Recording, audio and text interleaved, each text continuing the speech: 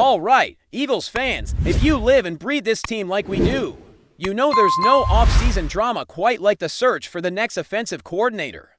The question on everyone's mind right now is simple. Who is going to step in and bring this offense back to the elite level we all expect? We've been waiting for this move for months, and the truth is, the Eagles have been methodical in their approach. They're not rushing it, and that's both reassuring and frustrating at the same time. Because on one hand, you want the best possible hire. On the other hand, you don't want the team to be stuck in limbo while the league continues to evolve around them. So, the latest update is that the Eagles have officially interviewed Matt Nagy for the offensive coordinator position. For those who have followed the NFL for a while, his name is familiar.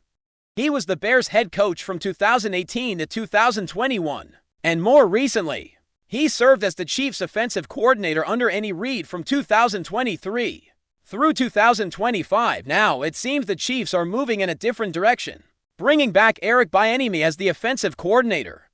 While Reid continues to call plays, that move signals a shift in the Chiefs' internal structure, and it also means Nagy is now a coaching free agent. What makes Nagy particularly interesting for Philadelphia is his ties to the area. He's from the Lancaster region of Pennsylvania, attended Manheim Central High School, and played his college football at Delaware as a quarterback. Those roots give him a connection to the region that not every candidate can claim, and it's one of the reasons his name keeps coming up in Eagles circles. He was also in the mix for the Tennessee Titans head coaching job, which shows that he is still viewed as a credible candidate at the highest level. But the Titans ultimately went in a different direction, hiring Robert Saleh as their head coach. And now Nagy is back on the market. When you look at the Titans' situation, it's easy to understand why Nagy was interested.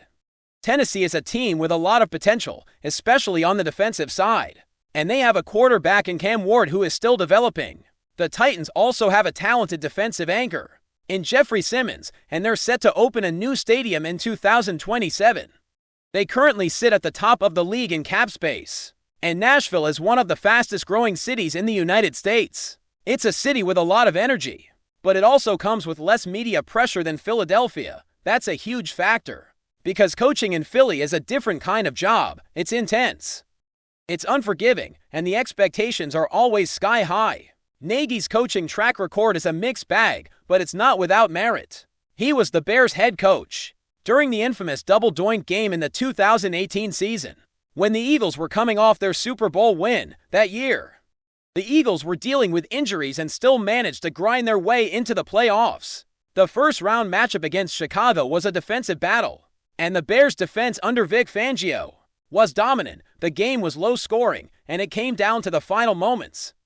The Eagles managed to pull it off thanks to some clutch plays from Golden Tate and a strong performance from Nick Foles stepping in at quarterback. The Bears had a chance to win it, but Cody Parkey's kick hit the upright and the crossbar, and the Eagles advanced. That moment is etched into Eagles lore, and it's a reminder that Nagy has been on the other side of big moments against this franchise. Beyond that, Nagy's coaching resume is rooted in the Andy Reid coaching tree. He started as an Eagles coaching intern under Reid in 2008 and 2009, then became a coaching assistant in 2010. He moved up to offensive quality control coach in 2011 and 2012, and then followed Reid to Kansas City, where he became the quarterback's coach. He held that role for 3 seasons before being promoted to offensive coordinator for the Chiefs in 2016 and 2017. That experience led to his head coaching opportunity in Chicago, and after his time there, he returned to Kansas City as a senior assistant and quarterback's coach before becoming the offensive coordinator again. But when you evaluate his time as a head coach and offensive coordinator, the numbers paint a picture of a coach whose offenses were, at best, average. Over the span of 8 seasons in those roles, his offenses averaged around 19th in total yards and 18th in points. His one strong year in Chicago was the 2018 season, where the Bears were 21st in yards and 9th in points. After that, the offense struggled, finishing 29th in yards and points in 2019, then 26th in yards and 20th in points in 2020, and finally 24th in yards and 27th in points in 2021.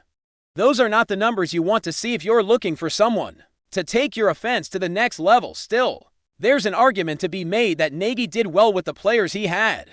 He went 34-31 as a head coach in Chicago with quarterbacks who were not elite. Mitch Trubisky was inconsistent at best. Nick Foles had a short peak in Philadelphia but struggled elsewhere. And Justin Fields was still developing. So, you can give him some credit for managing those situations and finding a way to win games. But the question for the Eagles is whether he's the right fit to lead an offense. That has been underperforming in key moments and needs a spark, for me. I'm not opposed to the Eagles interviewing Nagy. He brings a lot of value in terms of offensive knowledge, and he has experience working with elite talent like Patrick Mahomes. He would be a strong addition to the coaching staff, especially if the Eagles want to bring in someone who can help modernize the offense.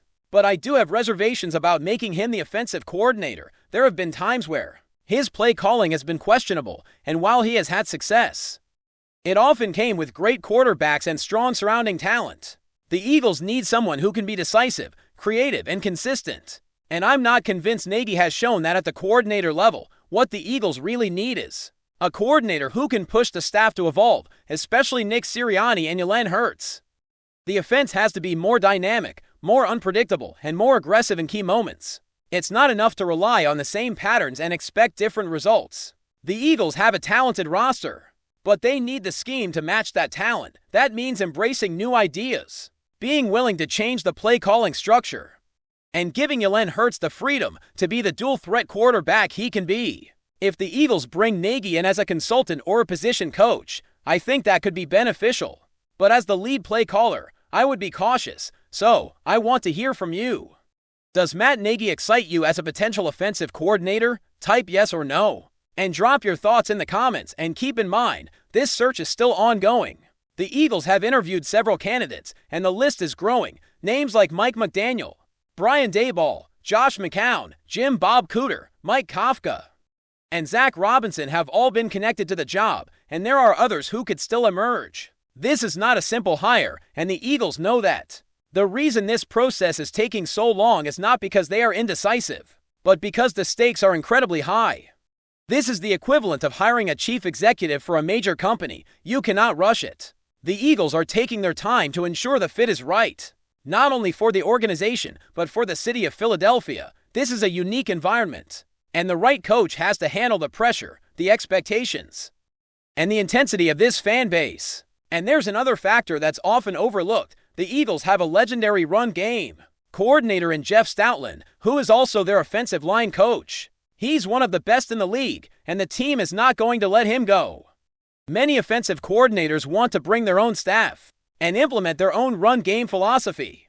That can create friction when the team already has a dominant run game system in place. So, some candidates may be hesitant because they won't have full control over the offense, but the Eagles have to protect what's been working. They can't sacrifice that for the sake of giving someone complete autonomy. Now, let's talk about the bigger picture of this offensive coordinator search and why it feels like the Eagles are moving so slowly, because when you look at the landscape of the NFL right now, coordinators are the most valuable pieces in the coaching carousel. They can make or break a team's identity, and the Eagles have been clear that they want someone who can bring innovation while still respecting the system that has gotten them this far. The problem is, the candidates who fit that profile are not easy to find, and the ones who are in demand are often chasing head coaching opportunities or looking for a situation where they have full control. The Eagles have been interviewing, and the list of names is long. Some are established coordinators, some are up-and-comers, and some are coaches who have proven themselves in other systems. The key is that the Eagles are not just looking for someone who can call plays. They're looking for someone who can work within the structure of this organization, who can communicate effectively with Jalen Hurts, and who can handle the pressure of coaching in Philadelphia. This is a city where the media is relentless, the fan base is intense, and the expectations are always championship level. If you can't handle that environment, you will feel it immediately. That's part of the reason why candidates like Mike McDaniel and Brian Daboll are in the conversation, but also why they may have passed on the job. McDaniel, for example, has been linked to the Eagles for a while, but he ultimately chose to take the offensive coordinator role with the Los Angeles Chargers under Jim Harbaugh, where he will work with Justin Herbert. That is a high-profile job in a great market, and it gives him a level of autonomy that the Eagles might not be able to offer. Daboll, on the other hand, has his sights set on head coaching jobs. He wants to be the leader of a franchise, not the second in command. If he does not get that opportunity, he has options elsewhere, including potentially going to Tennessee. That's the kind of competition the Eagles are facing in this search, and then you have the other candidates who are in the mix. Coaches like Josh McCown, Jim Bob Cooter, Mike Kafka, and Zach Robinson have all been linked to the job. Each of these coaches brings something different to the table. Some have experience with quarterback development. Others have strong offensive scheming backgrounds. And some have a track record of success in other roles. But the Eagles have to figure out not just who is good, but who is the best fit for this specific roster. They have to consider the strengths and weaknesses of the team, the type of offense they want to run, and how much control they are willing to give up in certain areas. That brings us back to the biggest issue in this entire process: autonomy. A lot of offensive coordinators want to have full control over the offense. They want to design the scheme, call plays, and bring in their own staff. That is how many coordinators have built their careers, and it's also how they believe they can be successful. But the Eagles already have a system in place that has produced one of the most dominant running games in the league. Jeff Stoutland, the legendary offensive line coach, is also the run game coordinator, and the team has no intention of changing that. Stoutland is a key part of the culture and the identity of this team, and the Eagles are not going to sacrifice that just to appease a coordinator. So, for candidates like McDaniel or Daboll, who have strong opinions about their scheme and their staff, the Eagles might not be able to offer the level of control they want. That creates a friction point. And it's one of the reasons why this search is taking longer than some fans would like. The Eagles are not going to give up their run game identity, and they are not going to replace a coach like Stoutland. That means the next offensive coordinator has to be willing to work within those constraints. They have to be flexible, adaptable, and willing to collaborate, and that's not something every coordinator is willing to do. Another factor that complicates this search is the roster uncertainty. The Eagles have talent, but there are key questions that need answers before the team can fully commit to a specific offensive philosophy. The status of players like A.J. Brown and Lane Johnson is a major question mark. If those players are not on the roster, the offense will look different.